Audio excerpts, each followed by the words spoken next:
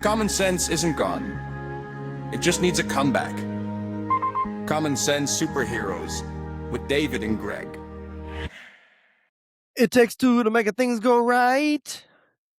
It takes two to make it out of sight. It takes two to make a championship game, and that is what we have coming up tonight with the NCAA championship game. But before we get into that, let's get in a recap of the weekend, Easter weekend. I am your host, David. Across from me is the bearded one, Mr. Gregory Miller. Greg, how was your Easter and how was your weekend, my friend?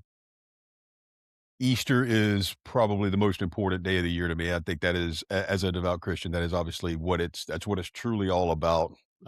It was a magical weekend all the way around, my man. I had a very revealing moment Saturday. I got to go see my beautiful oldest daughter as she was getting her pictures made before her senior prom. And I'm gonna tell you, to all the girl dads out there, some of y'all tried to warn me, but there just ain't nothing that can prepare a dad's heart for seeing his little girl come out looking that perfect, like a grown woman.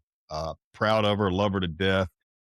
But man, them boys in Athens, they better watch out, because I ain't but a couple hours away, and I will come up there in a heartbeat. I'm fairly close. I'll roll over if I need to, but wow, she's very, very pretty girls, Greg. You should be very proud and scared to death because, like I said, you want good looking kids. When it comes to the girls, you're like, don't get too good looking because it's scary to think about. But they are adorable, a great mixture of you and Miss Megan. So beautiful kids. I know you're proud of them, but wow, I can't believe that you're old enough and I'm old enough to have a friend that has kids old enough to look like that and to be just as pretty as can be and on their way to college. How did this happen, Sh- Greg? you know, I give all glory to God that she's turned out as well as she has, and beyond the aesthetics, man, she is just a brilliant kid. She is so grounded. She is so special. She is, I mean, her walk with God, her relationship with her mother and me and Haley, and just everybody around her. She is, she is maybe a little prettier than I wish she was at this stage in life. But other than that, I'm telling you, she's a father's dream. Her and her sister both, man. I could not have been blessed any more than I have in that department, no doubt. Bless, man. I love it. Easter, like you said, obviously super important. Of course, Easter comes with an Easter egg hunt, which is what we got into on Saturday with the neighborhood folks, which is a fun time. I love it. My older two are towards the end of that. They're starting to work their way out of it. They ended up I told them to go help hide eggs, but lovely Joanna up the street gave them 40 seconds to go find as many eggs as they could, and they, of course, took advantage of it and was pushing over young kids. So they got their 40 seconds, but it's mainly about the young kids. Couple prize eggs coming about. Great time. Then they went and helped the young kids find the eggs, which I absolutely love. It's a great little tradition, and it's a fun neighborhood event that we got going on here with the friends up the group. And we ended up getting into later as everybody was moving around. Me and my friend Chris and his brother-in-law Jamie, we got into some deep Artemis talks, some deep space talk, and I realized that I was way out of my element because they are way more intelligent and nerdy about that in my situation. And they both basically called me fools for not believing that we went to the moon. So I got it here from you and I got it from them. And if you'll notice, we woke up a lovely Saturday morning with the idiot tracker on X pointing out the fact that apparently I'm an idiot. Now, Greg, show the picture again so the folks can see just how lovely of a pic this is for me. I mean, truly, it's not a bad look. It's not a bad pic. I mean, if you notice the hat, he went and put the ball gag in my mouth and the idiot on the thing from the idiot tracker. And as much political stuff as I've thrown out there, the fact that I was questioning the moon landing is what landed me on the idiot tracker, Greg. That is in line with my second thought. My first thought was, holy shit, we've made the big time. People are paying attention for whatever reason. My second thought was, seeing as I guess you've been the one keeping track. I think this is now episode 26. 26, which means baby. We've got somewhere around 26 hours of material. And I'm sorry, but your moon landing take is far from the worst or most idiotic thing you've put out there yet. 100%. But hey, You never know what's gonna catch fire, and apparently that has caught fire in calling me an idiot, which I get that folks say that and do that to try to think I'm gonna get all upset. I love it. Yeah, that kind of attention, I'm here for it, baby. I'll take it. Is as soon as I get a chance to get back on X later this afternoon, I'm gonna go find that guy and I'm gonna point him straight in the direction of Front Porch with David and let him have the time of Let his him fucking know, life. son. Do I wish that he had about 700,000 followers? Yes, I do. He does not have that. Neither do I, Not so I yet. can't say much. But he keeps putting out great material like me as an idiot tracker. I gotta feel somewhat honored because above me, I believe, or in one of the comments above me was Don Lemon. So he put me in the neighborhood of Don Lemon, which kind of hurts a little bit. I'll be honest. I was like, really? You ain't got nobody else you can put me with? But I'll take it. But it was quite hilarious. I got woken up to a text via Greg talking about how it made his heart warm to wake up and see us mentioned in that. That was something, huh? Yeah, I mean, I feel like through the tenure that we've been doing this, I feel like I have probably caught a little more heat on social media than you have to this point. So it was somewhat refreshing to see that I'm not the only one taking bullets. But then there was part of me kind of go, well, son of a bitch. Now David's gonna get more famous than I am, and that's not good for anybody. So Whatever it no, man, takes, baby. congratulations. You are now part of Thank you. internet lore and man, that's permanent, dude. That's out there forever. I love it. It makes my day. And like you said, Easter is an important day. Important. That was a jump start of my weekend, my Easter weekend. And then that led me into waking up Sunday morning to like we talked about, the importance of Easter. It's a big deal. You know, it's sacred. You want to really take it for the moment that it is. Well, somebody forgot to tell the president that because he went on a truth social the early Easter morning, and I will just read it for you. I'll probably edit it somewhat, but this is Tuesday, just tomorrow, will be Power Plant Day and Bridge Day, all wrapped up in one in Iran. There will be nothing like it. Open the effing straight, you crazy bastards, or you'll be living in hell. Just watch. Praise be to Allah, President Donald J. Trump. Now, just when you think we're going to have a good Easter, we're going to have a good moment, he goes and now you can call it a warning, you can call it a threat, but after you put that out there, if they don't do something, you have to make something happen, buddy. You got to go through hellfire and brimstone if they don't abide by it. I'm going to take this in a different direction. And I'm going to tell you that as much as I was bothered by that tweet, and I mean, again, because it was Easter Sunday and it's just not what I wanted to be thinking about on Easter Sunday, but that is still light years better. And I would take that 100 times over the last administration when I woke up on Easter morning and their post was about recognizing Trans Day of Visibility. And I believe they had somebody with their boobs out, a transgender dude with his boobs out on the lawn as well. So I actually, like I said, I don't like the timing of it. Could you not did it like Saturday or Monday or something like that? But I do like the fact that it's like, hey, you putting the thread out there, open up the straight. Now I will say he goes back and forth saying the straight's not that big a deal. We got our own oil, this and that, and this and that. And then he goes and talks about how important it is to open the straight up. You got to kind of make your mind up there, Trump. I think it's a big deal. We need to open it up. And I'm with you. Whatever we got to do to protect it. But that kind of threat. think I think he is a mastermind at strategy and all this stuff. And I think the speaking out of both sides of his mouth, I think every bit of it's intentional.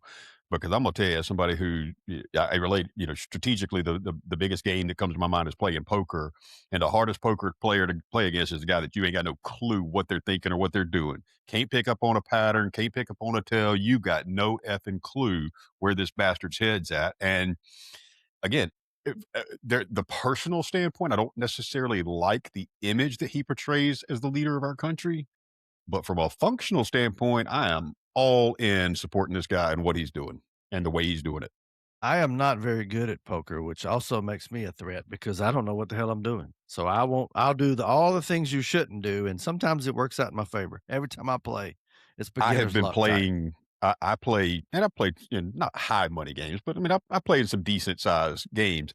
I can't beat my wife, and my wife don't know how to play poker. But There you it's go. that very thing. Like I'm looking for strategy. I'm looking for like trying to figure out what she's doing, and she's just going, "Well, I got a couple of red cards, and there's a couple of red cards. Let's see what happens." And she just keeps throwing money in the table, and lo and behold, she'll hit something, and it's frustrating. So whether he's playing a deep, intense, thought-provoking game or he's just out there throwing crap out there, sometimes the result is the same. You end up winning. So whatever the strategy is, as long as it seems to be working, I'm here for it. It's hard to not say that we're not winning. It's hard to say you win a war or winning a war, but things are getting done. People are being taken out of power.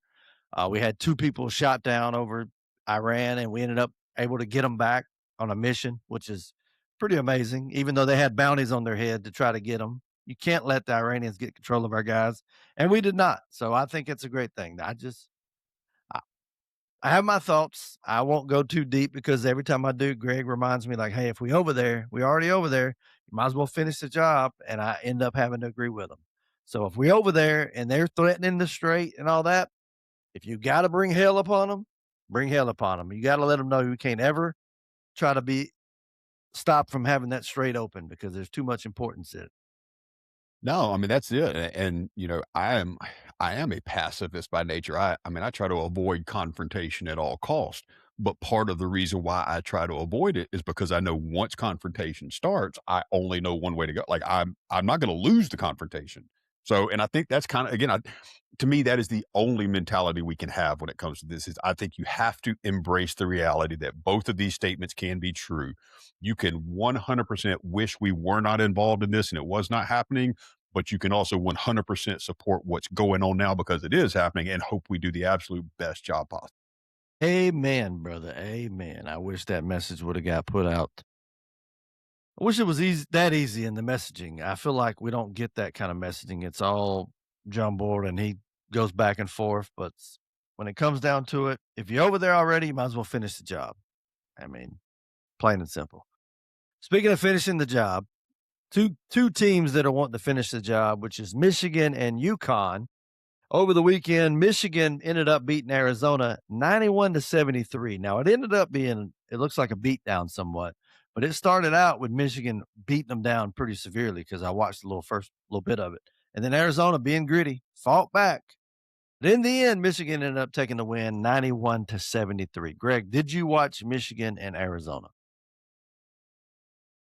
I was preoccupied with prom stuff and that was obviously a priority. But I got to catch a little bit of it. I was keeping up with the scores on my phone, and then I got to watch some of the highlights.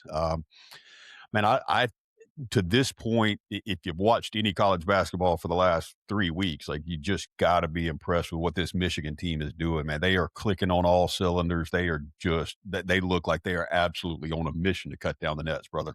Breaking news, Greg. I just got this. Now, get your tickets, folks. Get your tickets. You're going to want to see this. Are you ready for this? I hope you're sitting down. You are Not a sitting down. chance. You are I am sitting sitting down. down. WNBA blockbuster trade coming to Atlanta is Angel Reese, not Caitlin Clark. We get Angel Reese. If you wanted to watch missed rebounds, missed layups in order to get high rebounds, then the Atlanta Dream is your team, baby. It's coming. Get ready, Greg. It's going to be all over town. It's going to be hard to get tickets to go see the one and only Angel Reese as a member of the Atlanta Dream, taken from the Chicago Sky. Greg, do you want to take a break so you can go get season tickets real quick? I'll hold off if you want me to pause it. I need to collect myself, David, because you have absolutely thrown a grenade in my I lap. know. Listen, I have big so many news. thoughts on Angel Reese. I have so many thoughts on the WNBA as a whole, and I have so many thoughts on the city of Atlanta. So this is a triple three-way match made in heaven for the city of Atlanta, Angel Reese, and the WNBA to all Yep, be functioning together. it What could sure is. possibly go wrong? It's gonna be great. I can't believe it. I'm getting tickets right away, or I could care less, and that ain't necessarily on the WNBA because I enjoy the WNBA. But Angel Reese, if I give anything to her, I'll say this: if you have blind confidence in yourself that you think you're the best out there, I appreciate that to a degree because It takes that. You got to think that you're the best out there. Now, it's nowhere near the truth, and you're nowhere near what you think you should be getting paid. But I appreciate your confidence. Having said that, I would love to have a few other people on our team, the Atlanta Dream, but that's the case. Breaking news. We breaking David, news here in as an older and wiser version of myself, I have come to the realization that a lot of times in our society, especially in the social media age and the way people project certain images and stuff, there is a very, very fine line between confidence and ignorance. You've got to have a certain amount of intelligence and self-awareness to know when you're out of your league or out of your element, or know that you're not very good at something. And some people just don't possess that awareness. And that is not necessarily a confidence thing. If you're too stupid to know you should be scared of something, that don't make you brave. if you're too ignorant to realize that you got 12 rebounds, 6 of them was off all the shots you missed, then you really ain't got 12 rebounds. And especially if they don't offensive rebounds don't count as point. If you don't put it back and get points off of it, it didn't really do us anything. So let's ease up on that. If you would have told me that Cameron Brink from the Sparks would have came to Atlanta, I'd have been excited. Sophie Cunningham, I would have been excited. Obviously, Caitlin Clark, I would have been excited, but that is not the case. Breaking news: Angel Reese Might to have the bought Atlanta season Dream. tickets for Sophie Cunningham. I mean, I I'm a enjoy fan. watching. I am too. Just the way I'm a she fan plays. of Sophie. She don't give two S's. She just goes out there and plays hard. I love it. I love it. But back to the men's. I did, like I said, watch it. The big boy from Michigan, big white kid in the middle. Wow, he ain't even hardly got a jump to get alley oop. He's going to be trouble for the Yukon Huskies, who ended up beating Illinois 71-62. But I think that was a closer game than what it says. I didn't watch much of That that was one. one of those that the spread got inflated with, free throws and fouls and stuff down in the last 30, Yeah. 45 seconds. UConn looks good. UConn is scrappy. You and I talked a little bit offline. I don't think I'm going to release a full episode of Beliefs, Ballots, and Bets today. So I'll share with the folks. I was looking this morning. Absolutely no part of me wants to put any of my money against this freight train that the Michigan Wolverines look like right now. But I looked this morning, I ran the model. Like, I can't not take the Yukon Huskies and Danny Hurley plus 7.5 points. Can't do it. I got to think that he finds a way to slow this game down. He's not going to let Michigan get up to 85, 90 points. They're going to try to keep it in the 70s. And being a little lower scoring, give me the 7.5 points. Give me Yukon plus 7.5. And I believe, I'm not a bracket expert, and I certainly don't know ESPN's algorithm or formula, but I believe if the Yukon Huskies do something special tonight and pull off the upset, one Mr. Daddy D might win the bracket challenge and $300. All I do is win, win, win, no matter what. If UConn takes the championship, which it appears, like I said, they're underdog, and you got 7.5, I got 6.5, but either way, I'm taking it just for the win. If we do have that happen, one Daddy D, David Smith, would make a jump from 7th place all the way to 1st place, because nobody above me has either Michigan or the Yukon. So only I have it. As of right now, Sean Plussel's in the lead at 950. And if I were to win out, I could get 1,110 points and end up taking the lead. Now, obviously, the $300 I will not take. That will go towards our next big rally that we got coming up. I don't know, maybe a little too late for Well, in that case, I'm definitely pulling for UConn a now. little too late to do the Masters thing, but none of y'all gonna try to come on the show and steal my shine. We might still have somebody come on, but I will take the lead. Like I said, we got Sean Plussel at 950, Jonathan Harrison at 910, and then Andy Berry at 850, Kevin Hawkins 820. But like I said, on both of the groups that I'm in, this one and the Sterling Fellas group, if UConn Huskies win, I will come up from a little earlier in the brackets to end up winning the championship, which, who's surprised? I'm not surprised. But they do play tonight. UConn Huskies play the Michigan Wolverines. Shout out to Adam. Adam's a big Wolverine guy. So Adam Whiting, I'm not rooting for you boys tonight, just so you know. But I would normally. But they're playing tonight in Indianapolis, I think we said. Lucas Oil Stadium. Is that correct? That's correct. Yeah. So a big game tonight for the championship. And you talked about Hurley. I did see that there's rumors of him possibly going to the Lakers and taking over at that position. I mean, I personally, unless the money was astronomical, I can't see that happening in my case. I would probably stay the run he's got at Yukon is if he wins tonight, is on the brinks of legendary. So I would stay there myself. Yeah, it is, and you and I've had these conversations for years. You got certain guys in certain sports that you go, man, it's the fit, and to me, you think of the legendary coaches. Speaking of college basketball, Bobby Knight, John Wooden, Mike Krzyzewski, Tom Izzo, the greatest of the greats, and what do they all have in common? They never tried to dip their toe in anything else. They knew where they were good. They knew where they belong. Look, I think there are guys who can do the college and the pro level in all sport, like NFL, NBA. I think there are some guys that have that crossover ability. And I'm not knocking Danny Hurley to say he's that, but I think he is more tailored and suited for the college game. I like that style. I like his intensity. That shit's not going to translate in today's NBA. I just don't see it. You can't get in LeBron's face like that. I mean, it's just not going to work. I hope he stays because I'm like you. I've always been kind of a Yukon fan. I liked him back in the day. I was a big Jalen Calhoun fan, and he wasn't the most pleasant guy either. But man, it's a winning program, and I have never been to Stores, Connecticut, but I've seen pictures. And if you can build anything of a winning nature up there, then that's impressive. Yeah, like I said, the Lakers is the Lakers. I get that. You're talking about your Pat Rileys, your Phil Jacksons. I mean, obviously, you're on a list of great guys if you can make something happen there, but I just don't see how that's gonna happen. You got LeBron. Maybe this is his last year. It's seeming more and more like it.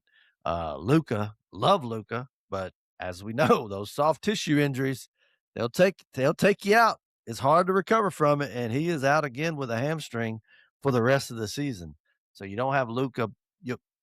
You'll have Luca, but who knows for how long? He's turning into that Anthony Davis trade and Luca trade's turning into tit for tat when it comes to injuries. But when he's hot, Luca's the man. But LeBron, you're gonna end up you might have Bronny James, but you won't have LeBron James much more after this year. I wouldn't take it, but again, there's gotta be something said. I know it's not as prevalent as it is in college football and all that, but the NIL or in college cases, the one and dones it's very hard to to stay on top in that position. At least if you're in the NBA, you get somebody you sign 'em to a long-term deal, you got them for a little bit. Hard to have that happen in college. Yeah. I mean, in fact, you mentioned one of UConn's starting guards was a Georgia Bulldog last year. Yeah. I enjoy. Last year, I was a big fan. I mean, Yeah. So add that to the fact that if you get a guy that's too good, he's gonna be gone after 1 year, and you can't blame him. Although some guys can make almost as much now. Well, not NBA. NBA, they throw the bank at you there, but in some like football, it's almost wise for some of the people to actually stay another year and get paid through that way. But but that's a big game tonight, and I'm rooting for it, obviously. I want UConn to win so I can be the champs, baby. But there's another big event taking place this week. That is Masters Week, Greg. How about the Masters coming up this week? Masters Monday. I'm a local Georgia kid, so obviously the Masters hits home for me, maybe even a little more so than your normal golf aficionado. To me, it is golf is such a purist traditionalist sport. It is so much about the history of the game and the stories of the players that built it. And, there are, eh, regardless of where you're from, if you are a golfer of a certain level, there's 3 to 5 courses that just everybody in the world agrees these places are special, darn near holy. Augusta National is one of them. Pebble Beach, St. Andrews, there's a handful. Being from Georgia and being that this is the only major that is played at the same place every year, to me, it just makes it different. The tradition at Augusta, the way they have tried their best to keep up with the times, but not change what it is that makes that place special. You can still go get a $2 beer and a $2.50 pimento and cheese sandwich at Augusta. It's just a special place. And if you've never been, I'm telling you, if you've ever held a golf club in your hands and you can put your feet on that piece of ground, do so. It is worth every penny. That's pretty remarkable. We will have a extended episode coming up possibly on Wednesday where we go into the Masters a little more in depth as far as who's playing, who's not. And, I don't know if you saw, but the first time since I believe it said 1994 that both Phil Mickelson nor Tiger Woods is gonna be playing this year, which is remarkable when you think about the longevity that it takes just for that to be something said for both of those guys, to have at least one of them played since 1994 is pretty remarkable. Yeah, you and I've had the nostalgia moments, and I think we've entered that kind of grand stage in life from a sports fan standpoint of, I remember in my early 30s kind of thinking about, man, what's it going to be like on the day when there is no Michael and there is no Tiger? Am I still going to enjoy it because they were so much a part of Mhm. the individual players you connect with? But man, whether it's Michael Jordan, Tiger Woods, Barry Bonds, Barry Sanders, all these guys, I go, I'm still watching it. I miss Mhm. those guys. I still love that. Oh man, dude, I will sit there and get locked in on my X feed when somebody starts posting Michael Jordan highlights. I'll still watch it. I've Every seen every time, one of them yeah. ever. I have seen every shot the dude ever took, and I'll still watch anything you put out there. Michael is and always will be the GOAT. Don't come at me with anything else. But sports is always going to be in good hands because those younger generations are watching these kids. They're learning. Look, I don't like a lot of the attitude and the stuff we see from some of the athletes these days, but from a sheer talent and athletic ability, every sport we pay attention to is in better hands than we could have ever imagined because these guys are good. Whether it's golf, baseball, like these guys are ridiculously good. You try to think about the fact that our people before us were before Tiger Woods came around, they were saying, "Oh, there's only one Arnold Palmer. There's only one Arnold Palmer." Like you, I just love watching them play. Their Arnold Palmer is our Tiger Woods, and our Tiger Woods is gonna be blank to our kids. There's gonna be somebody come along. It's not gonna be the same, obviously, but there'll be somebody that they think is better than the guys before them. That's just how it goes. That's sports in general. But not seeing Phil Mickelson nor Tiger out there will be a little weird. Now, most likely would have saw him till Friday. That would have been the latest we'd have seen him, but it's still nice seeing him out there. Phil actually says there's some family illness, so I pray with his wife's history that it's nothing major, and I'm sad to see that. But oh, hefty lefty, who's not so hefty anymore, is going to be missing this tournament as well. Tiger, obviously for reasons, is going to be missing it, but like you said, still gonna watch it, still gonna love it. And you before what do you think of this? You talked about, this being the one major where it's the same place every year. And I understand the British Open is the Open. It's like the US Open. You want to move it around. You could play it at St. Andrews every year, and I would be as giddy as a schoolboy. Like St. Andrews, to me, when it's the British Open in St. Andrews, I pay a lot more attention to. I think it's something they should look into. You could. I think because of the traditionalist nature of the game of golf and the fact I that the know. the two opens, you're trying to legitimately. I mean, let's be real. I mean, these are in fact amateur based tournaments that you and I can go out there and try to qualify for, and so I think that is why they're not an official PGA Tour event. They're not an official huge. I think there's something to that, and that part of the rotation is kind of in essence to keep it fair, to give all the amateurs a chance to be closer to home, given years and things of that nature. But no, I would absolutely if they came out next year and the PGA said, "Hey, from this point forward, the Masters is always going to be at Augusta. The US Open is always going to be at Pebble Beach. The British Open is always going to be at St. Andrews, and the PGA help put that at Sawgrass, and I'd be happy." So I would not argue. There would be part of me after a while that go, man, I miss Royal Troon. Yeah, I miss Pinehurst and some of those other courses. what's the one up at Um, Bethpage Black in New York Bethpage where Black. they freaking get in the rough and you ain't getting out, dog. You ain't getting out. So I get that. I just think like the Masters and seeing St. Andrews, to me, that's obviously one is really the birthplace of golf. The other one is the birthplace of American golf for me. So I mean, it's kind of sweet to have those two played every year would be nice to see.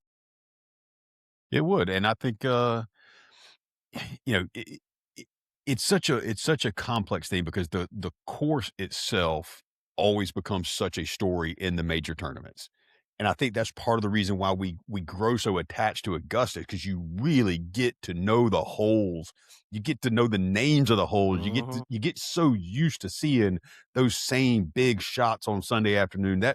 I mean, the second shot on the par 5 over the water at 15. I mean, and then the par 3 16. Those are just such notarized holes that you see every year. That I think that's why, to me, Augusta National is just a step above Pebble and St. Andrews and those nature.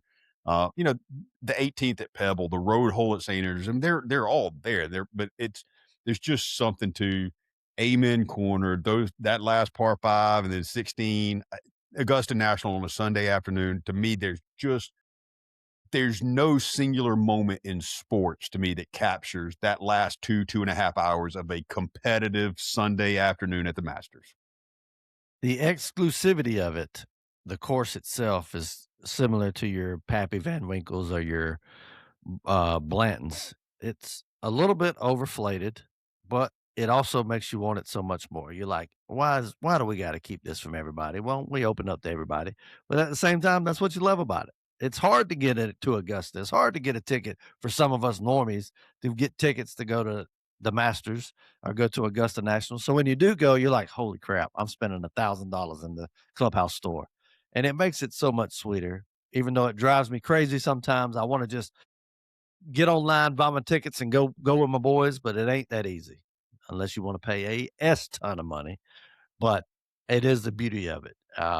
But another beauty thing that takes place in Georgia is the Braves. The Braves, Drake Baldwin on fire, my friend. Drake Baldwin almost single-handedly pulled out the win yesterday. Did not. Tied up the series 2-2 with the Diamondbacks. But overall, we win in series, baby. Have you been following the Braves, Greg?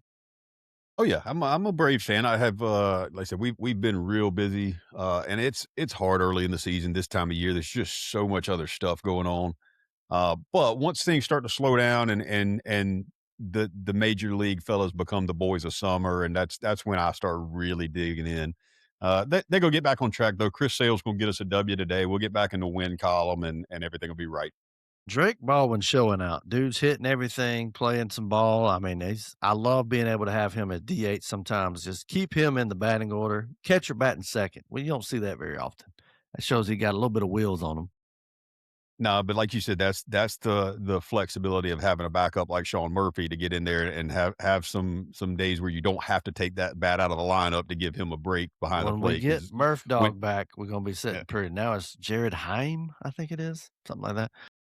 Speaking of being able to go everywhere, Mauricio Dubon, we talked about getting. We were like, I don't really know who that is. Dude can play third base one day, shortstop the next day, left field one day, DH. Dude can play everywhere, and you feel very comfortable no matter where he's at. He played, started out yesterday, but I think playing for Austin Riley at third, and then ended up moving to play left field. Dude, that is what you want your players to be, somebody that can play everywhere. I try to tell my boys that. it's me of the days back in the beer batters where we had one cat roaming around in the outfield and he come in and play shortstop a few Listen, games. It was impressive. is that a Gregory Miller we're referring to? I remember Greg Miller one time taking one off the shin so Damn sure freaking did. hard. I mean, I still recall it. It was so loud. Dude hit a hmm seed and it was a ta-tow. Golly, I feel it now. I feel it now. Yeah. That one left a mark. That was one of those that I will unashamedly admit I picked up the phone the next morning and called in sick to work from a softball injury because I wasn't about to go limping around work all Dude, day, but I had a knot on my leg. I recall it vividly. It still stands out. But that's it. Episode 26 in the books. Before we go, make sure you check out Front Porch with David. Okay. Because I mean, I'm coming up on my second show. I'm going to probably be releasing tomorrow. I'm pretty excited about field day expectations and realities. So check that out. Also check out Greg. What is it? Bets, ballots, and beliefs. Yeah, I got my regular solo show is beliefs, ballots, and bets. Probably won't do one today, but I'll probably start back tomorrow and trying to get into some just 10-15 minutes of some daily content. And then I'm gonna try to get with a buddy of mine. I mentioned it, I think, on our last episode, but I'm gonna start a new show with a friend of mine, Matt Sheffield. We'll call it Weird Friends. And I'm gonna try to get an episode of that released this week where we're gonna dive in way farther than I ever wanted to go on the JFK assassination. Cannot And I wait. know you're a big conspiracy theory guy, Cannot so wait. this is something I'm gonna try to commit to. We're gonna try to get together 2 or 3 times a month for hour and a half, 2 hours, and really go deep on some stuff that I think we're going to start with stuff I've heard of, but just probably don't know a lot about, and then we're going to get into some stuff. He's given me some cues on stuff I have never even heard of that he says he can go for hours on material. So it's going to be fun. And for all my conspiracy theory friends, the people that like getting into some weird stuff, this is something you're going to want to pay attention to. Cannot wait. Go to each of the podcast links and click subscribe. Like our chat, like our channel, like our channel on Facebook, on not Facebook, YouTube. Greg's, I'm gonna talk him into getting his own YouTube channel. When he's doing his weird shows, you got to have a YouTube. So we're gonna get him a YouTube channel set up. Go watch us on YouTube at Common Sense Superheroes. You can find that and Front Porch with David. Possibly some social pages coming soon dedicated to each of our individual shows. But go check out each of the shows, guys. Look for entertainment. As always, if you got any kind of something you want to hear about, something you hear us talk about, feel free to send us a message. Let us know. Anybody that's got an X account, please go follow the Idiot Tracker and Yes, repost. give that man some repost props. anything he does. Let's blow up the Idiot Tracker. It looks like the Idiot Tracker. He did a good job. He found me. JR2024 or something or another. Find the Idiot Tracker on X and show your appreciation. Let's blow that up. We're gonna make him famous. How about that? I love it. That's it, guys. Episode 26. Thanks, Greg. You got any final words for us? Anything Easter related? Yeah, I did, man. It was a refreshing moment, and I had actually got into my Bible study this morning, and let me get to the exact verse because it was a good one. It's 2 Corinthians 5:17. Therefore, anyone who is in Christ, he is a new creation. The old has gone, and the new is now here. That is it's a powerful thing when you think about it. It's not a cleaned up version. It's not a refurbished version. It's not a remodeled version of the old you. When you accept him, it is a new you. You ain't got to carry any of that baggage from the past. You ain't got to carry any of those bad decisions from the past. You have been forgiven by the one that matters. Forgive yourself and move on. Focus on what you can do today to be better. Love each other. Tell the truth. Get in your Bibles and say your prayers. Amen. No better way to leave it. Till next time, guys. Peace.